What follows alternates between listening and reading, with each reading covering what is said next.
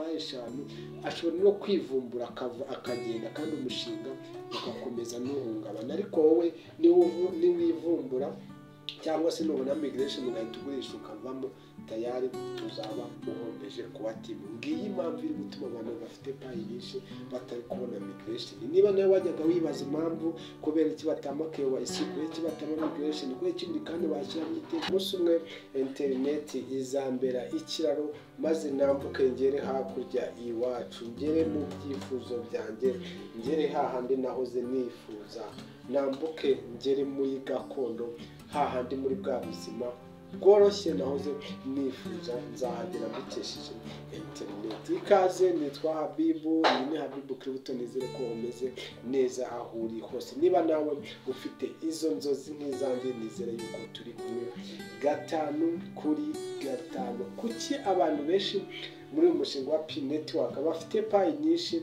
bamazemo igihe muri uyu mushinga? Ahanini aribo bafite ibibazo bya KYC. Abangaba ni nabo uzasanga bari muri tentative KYC. Abangaba nibo uzasanga barabonye KYC ariko barabuze migration. Byagenze gute?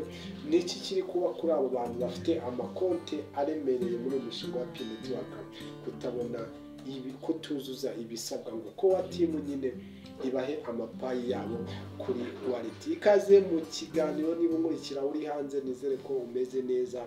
Niba unkurikira kandi uri no mu Rwanda, nabwo nizere yuko ibintu bimeze neza. Akenshi muri umushinga wa P-Network nka 80% abantu batangiranye nawo ni ukuri kugeza n'ubu zisa. Bamwe bategereje KYC barayibuze, abandi bategereje migration barayibuze, abandi tentative ibamereye nabi. Kubera iki kuba team ibi bintu ibikora? Tugiye kurebera hamwe impamvu nyamukuru ituma abantu bafite amapayi menshi kuri wallet yabo kuba team itabimurira izi payi. Icyambere nuko aba bantu bafite coin nyinshi kuba team iramutse ibarekuye bose ikaba migration, iri soko rya P-Network ryahita rihinduka agatogo. Guys, bitewe nuko payi zahita zinjira mu isoko zaba ari nyinshi cyane ku rwego nyine isoko rigwa bya bindi muvuga ngo guri kuri zo n'ibice 44-45,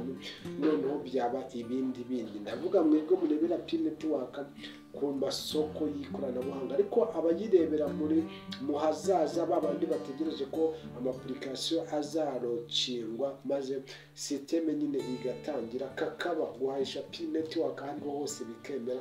Abo ngabo ntabwo bakangwa n'ibyo gabanuka. Ariko buri kandi ho ureba kuri exchange ureba ko payi ihagaze kuba timira musikoze rino kosa, noneho warwara umutima, ushobora kwisanga wageze muri koma. Niba uri mu Rwanda ushobora kwibona CHK, kwibona Kanombe n'ahandi.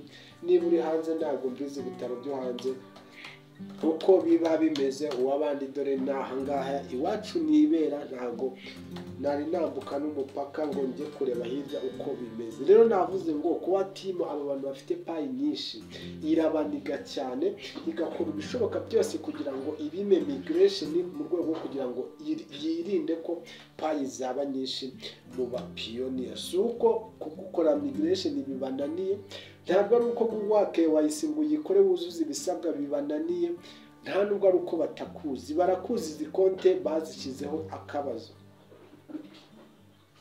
Izi konti bazisizeho akabazo bitewe nuko barabizi neza yuko nyine baramutse barekuye hashya.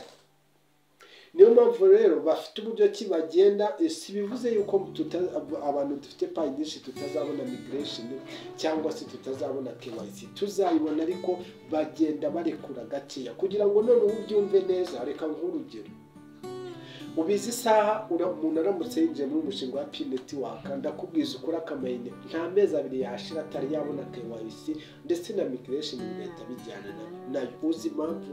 N'ubundi uriya muntu nta payi nyinshi afite, nta n'ikibazo azateza mu isoko.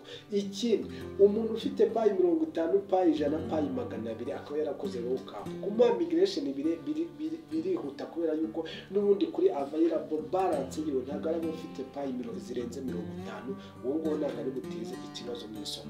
Ariko wibaze umuntu ufite payi 3,000 yakoze lock-up ya 50%, niba muha migration payi 1,500 direct zirahita zijya kuri available balance. Kandi wibuke twese abenshi muri umushinga wa P-Network intego yacu nuko tubona migration twihuta muri OKX, twiruka muri Bitget. Abandi badafite ama exchange abo nyine ngo bitabaza babandi bagura payi kuri black market, babandi nyine inyuma mu gikare amagroup agura payi murayazi, akavuga ati nyoherereza umudufaranga ugahita umuhereza. Ibyo ngibyo rero ko atimu nibyo yanze, niyo mpamvu abantu bafite payi nyinshi yabimye migration, yabimye KYC. Nuko ngishobora kuvuga ngo niba ngiye gutanga KYC ingana na miliyoni y'abapiyoni, ndakora uburyo ki abantu bafite payi ziremereye ntari burenze 100, abandi 900 bari babandi bafite udupayi dukeya. Mwibuke ko aba bantu ni naberega bahetse uyu mushinga, ni nabo bantu, kubera yuko nibo bantu bazi kwihangana, kubera yuko se nutihangana ufite payi 3,000 uzareka kumayininga kuri payi 3,000 se?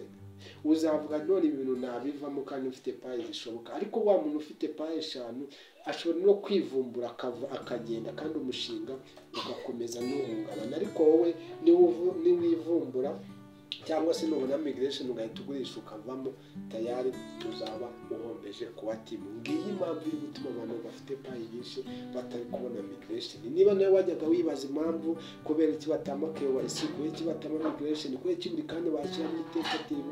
Nk'ubu hari umuntu uzi umaze kujya muri tentative inshuro zirenga 20, bamushyiramo nyuma y'ukwezi bakamuvana, nyuma y'ibyumweru bakamusubizamo. Ese nuko afite amakosa menshi? Yewe ushaka no gusanga afite na telefoni nziza, yaratanze ibyangombwa neza kuri liveness ahagaze neza, ahubwo buryo kibabikora kugira ngo niba wari utegereje migration bakagusubiza muri tentative, none icya migration gihita kiva ugasikira bagise byibuze bazamura muri tentative ryari mboneke wayise yanjye yonze yabaye green. Ukibona bigenze gutyo, igihe utangiye kwishimira ngo ugiye kubona migration bakongera bakagusubiza tentative. N'uburyo rero ko ati ibikora ibishaka, ibikora ibizi, ariko bitavuze ko hari umunsi bizagenda neza. Igengeka ko umunsi aya masoko azaba yafunguye ku mugaragaro, OM yabaye cyangwa se open minded yabaye, KYC zizoroha, n'abandi babanye bazaza kubera yuko noneho bazaba bafite ahantu bari bijyane payi zabo. Ariko ubu ngubu bari kwanga kurekura amapayi menshi n'ahantu ajya. Ubu payi ziri kujya muri exchange gusa, kandi uko abantu bo hanze y'umushinga bibikamo payi nyinshi cyane bizatuma intego ya payi irangira. Niyo mpamvu rero izibana kugira ngo umunsi OM yabaye noneho izarekure ba bantu ufite payi zawe 3,000 kuri balance, ariko ufite amasoko arenga 5, 10, 20, 50, 100, ushobora kuba wajyanamo payi zawe. Bivuze ngo uko abantu bazakira payi ari benshi amakampani,